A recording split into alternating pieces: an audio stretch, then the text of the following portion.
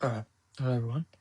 Today we're going to be talking about free body diagrams, what they are, and how to draw them. So a free body diagram is a simplified representation of all the forces acting on a single object. So the object is drawn as a point or as a box, and each force is represented as an arrow or a vector pointing in the direction that the force acts. So let's just go through an example quickly. Let's imagine we have a 5 kilogram box. Okay, so the mass of this box is 5 kilograms. Now, there's a few forces that we will need to represent in these kind of diagrams. We need to represent the weight force. Now, the weight is a gravitational force.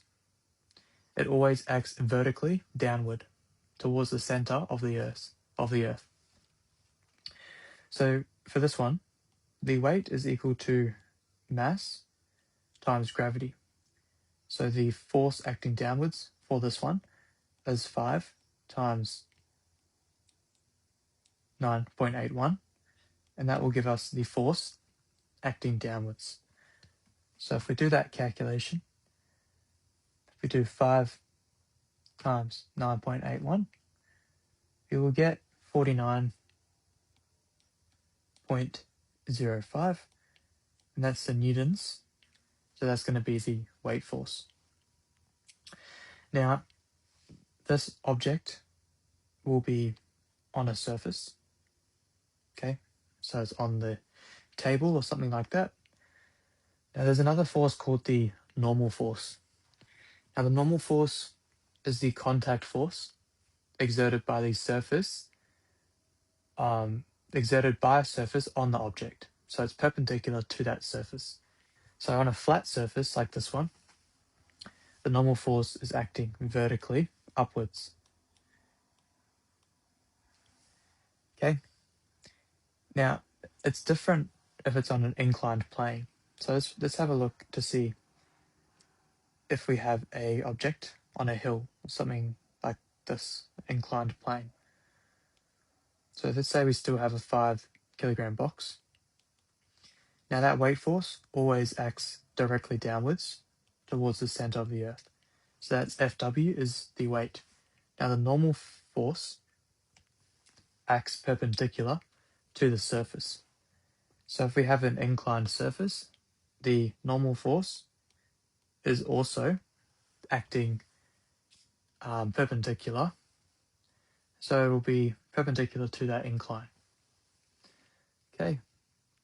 Now a common error in drawing the normal force is that people don't recognize that it is perpendicular to the surface and it's not always straight up. So like in this example down the bottom, you can see that the force is acting perpendicular to the inclined plane. Now another force is tension. So tension acts along a rope, string, or cable. So sometimes you'll see diagrams like this. Might be an inclined plane, and then you'll have a rope pulling the object. Now that force there is the tension force. Okay, so acts upward along the rope. Okay, for hanging objects, T acts upwards. For objects being pulled along the rope, the tension force is acting along the rope. Okay, now there's another force called friction. Friction is the force that acts, opposes the motion of the object. So for example, this one, our friction force will be acting opposite to the motion.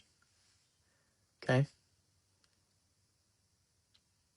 If the object is stationary but being pushed, friction still acts. It opposes direction. The object would move if it were to slide. So for this one, friction is acting this way. Okay, so an applied force is any external force that is deliberately exerted on the object. So that can be a push, a pull, or a force at an angle. It is drawn in the direction it is applied. So for example, our top one here, we might have an applied force. So we might be pulling the object to the right. So that would be our applied force. Friction acts against it because it's sliding along that surface. And that would be all the forces we would need to represent in this top one here. So there's a few steps when you're drawing them. You have to remember. So the step one is to identify the object of interest and represent it as a box or dot at the center of the diagram. Step two, you have to identify every force acting on the object from the problem description. Step three, draw those forces, label the forces, and check that no forces has been added that do not act on the object. Okay, so hopefully that makes a bit of sense. That's just a quick overview of free body diagrams. We'll go through inclined planes in future videos a bit more.